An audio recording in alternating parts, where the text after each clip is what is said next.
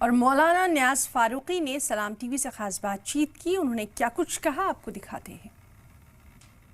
चीज जानना चाहूंगा, सिर्फ सबसे अहम चीज, आज आप लोगों ने मीटिंग की है और मीटिंग के बाद क्या कुछ तय पाया गया, आगे की रणनीति किस तरीके की रहेगी? ये मैंने 2-3 बातें बताई हैं आपको कि तशद्दुद से रोका जाएगा, तशद्दुद नहीं किया जाएगा, प्रोटेस्ट भी नहीं रुकने देंगे, प्रोटेस्ट होगा और अदालत की कार्रवाई इसी तरीके से चलेगी पूरी ताकत के साथ। मुर्शिदाबाद में जो हुआ, जिसे उसे किसको जिम्मेदार मानते हैं? हम किसी को जिम्मेदारी देने के बजाय हम इस बात को इंश्योर करना चाहते हैं कि ऐसे वाक़यात आइंदा ना हो। आप लोग कहाँ कब प्रोटेस्ट करेंगे, क्या है?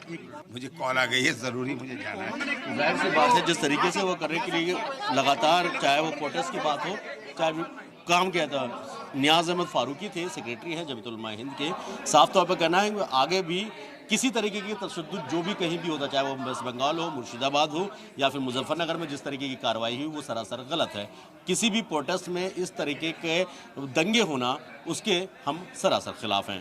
वीडियो शेर सिंह के साथ सैयद मुबशर।